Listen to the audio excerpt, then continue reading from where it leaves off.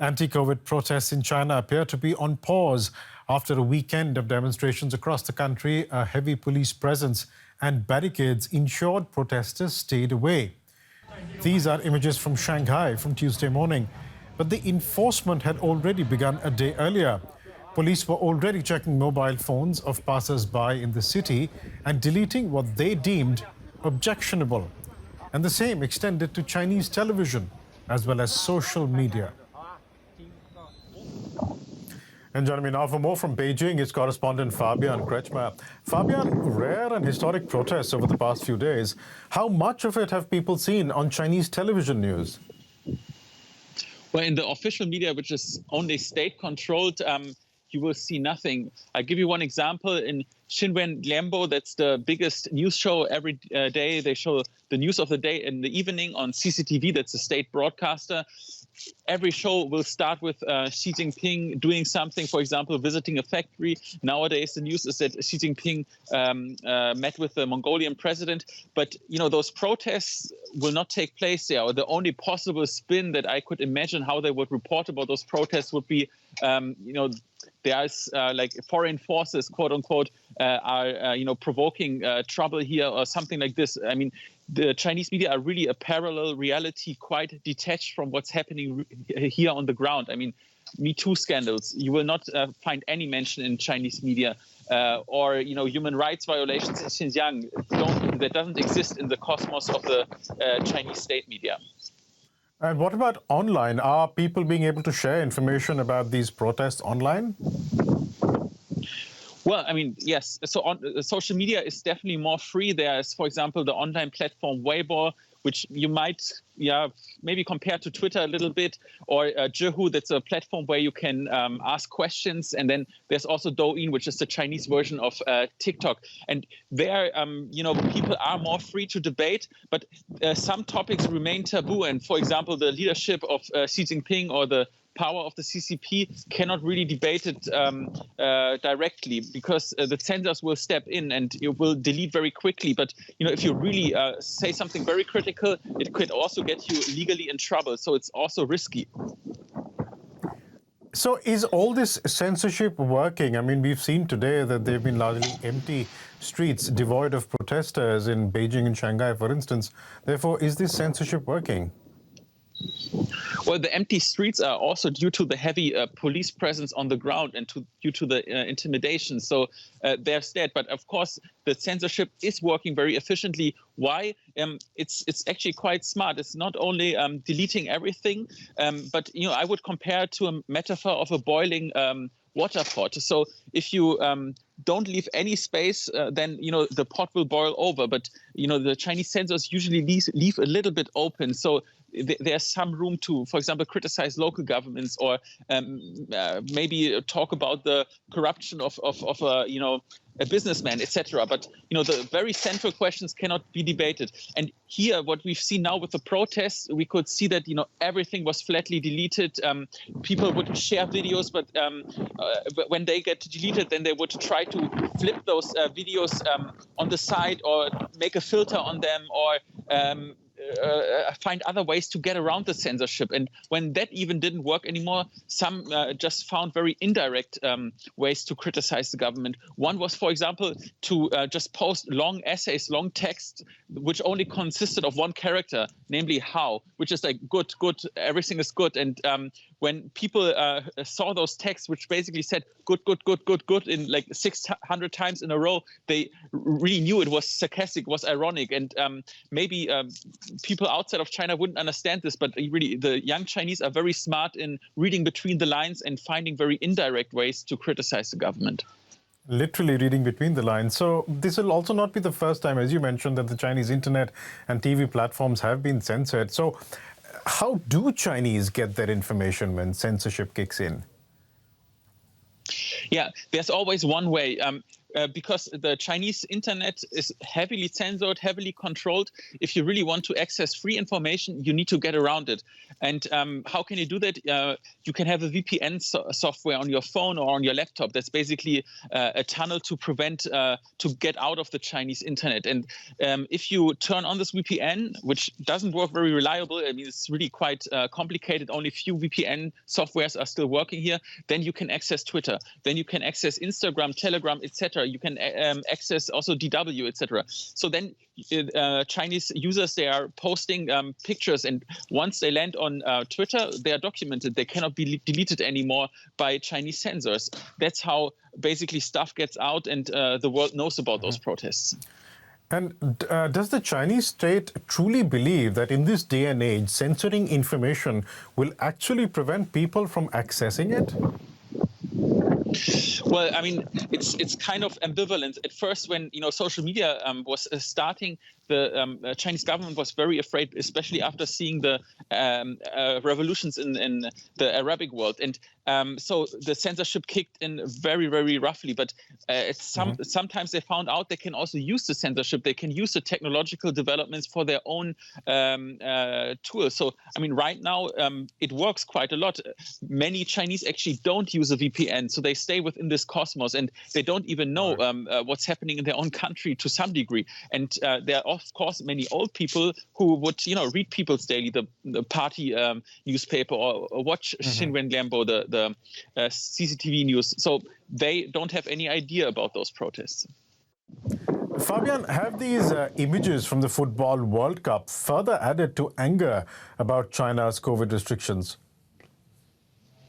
Yeah, extremely, really, because those direct information is often censored, but a football tournament is something very apolitical. So the propaganda apparatus hasn't even thought about that this could spark anger in the beginning, but it had a huge backlash. The people were watching, on their TV, the Football World Cup. They saw, tens of thousands of people in the stadium cheering, having a good time without masks. And while they themselves sit at home, locked down, probably cannot even leave their apartment. So they began to ask questions, and that had a huge effect. That was very frustrating for many Chinese. And what the CCTV, the state TV, actually did, they changed the way how they broadcast those games. Whenever there's a close-up of fans, and you can see them without mask and celebrating, they would then cut to the coach or cut to a player, or have a bird view, so that you cannot really see those small details that there are fans without masks in the stadium, and that gives you an idea how smart and efficient this propaganda apparatus is working. They can really adjust it. And if you wouldn't know that in other TV they show the fans, you don't even know that CCTV actually manipulated the broadcast. But Fabian, is state TV really still the most important source of information for the majority of Chinese? That's hard to say. I mean, young people, they don't watch it, not at all. They get their news from social media. And for them, I mean, they also don't believe what is said in CCTV news. I mean, that's quite laughable. I mean, the propaganda is actually really too much over the top. I mean, it's comparable to North Korean propaganda in some degree. And on social media, it's a little bit different. And young people basically consume, those video streaming services, or Weibo, as I mentioned. But many old people actually do consume state news on, the newspaper, or the Xinwen Lianbo, the news show in the TV. So I would say it's split, and depends how old you are. These images from the World Cup, Fabian, and the anti-COVID protests over the weekend, has something changed in China when it comes to what people expect 2 years into the COVID pandemic? Definitely. I think it was quite historic, even though we don't know if it will continue or not. But for many Chinese, it was really quite an encouraging moment to see that some people were daring to go out and to protest, and that was unheard of. I mean, really unimaginable just 2 years ago. It has completely changed the mood here. But the frustration was rising so much that people had the feeling, okay, we're fed up, we have nothing to lose, we just do it. And once a few did it, then others joined in, and they united, and they realized, okay, if we are really the masses, then we have a voice and we have some power to speak up. Fabian, thanks very much for that wrap. Fabian Kretschmer joining us from Beijing. Beijing is cracking down on protests against its zero-COVID strategy in several cities. The Chinese government is detaining people, censoring social media, and subtly tweaking its strict measures in a bid to quell the unrest. Meanwhile, global markets are already recovering from Monday's sell-off, but the uncertainty remains. The protests are just the latest challenge posed by China's zero-COVID strategy, which has already disrupted supply chains and hurt Chinese consumption. Now I'm joined by Teresa Fallon. She's a director of the Center for Russia-Europe-Asia Studies, and our correspondent Su Song-han, who is following the story from Taipei. Welcome to both of you. Starting with you, So, it seems like we're not seeing as many protests today. Is it because of the crackdown? Yes. The authorities have started standing pleas to investigate the protesters.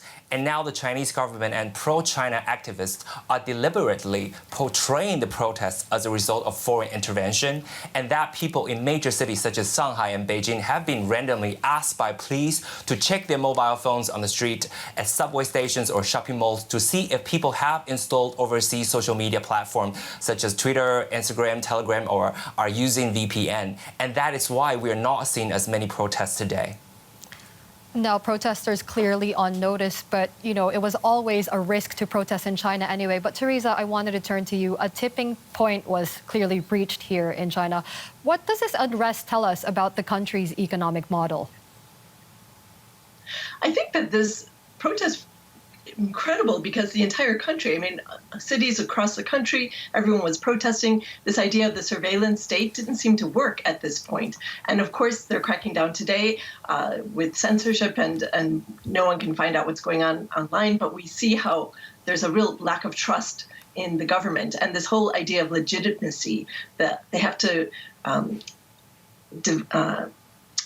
do I say this? They have to deliver on the economy. And after 2.5 years of COVID lockdowns, they have been unable to do that. So people are getting very frustrated. We've seen the markets go up and down and all of this. And the biggest problem of all is that there has, in the last 2 hours, the foreign ministry has stated that they will increase vaccination. So the markets responded very positively to that. Nevertheless, they will use Chinese vaccines, which have a very low effective rate. And only about 40% of the elderly population are vaccinated. So this doesn't look very good. When they do eventually open up, they'll have almost a lot of fatalities because they don't have any natural immunity. And the whole idea of the Omicron has really changed everything. It's so infectious that the zero COVID strategy clearly is not working. Yes, the German government has even suggested that they perhaps finally allow Western vaccines. But so Xi Jinping's government seems to have a choice now between meeting the protesters' demands to roll back zero COVID or cracking down even harder. What do you think we're going to see? You're asking me? Well, we have the latest response from the Chinese government to the protests. It says that the closure and the control measurement should be quickly and promptly resolved to reduce the inconvenience costs to the public by the epidemic. It did not mention the relaxation of the zero-COVID policy, but refer to the improper closure as an action by local governments and ask the public to step up and report.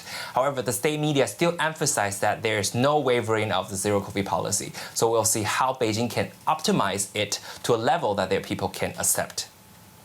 Now, Teresa, what do these protests mean for China's goal of becoming the world's largest economy by 2050?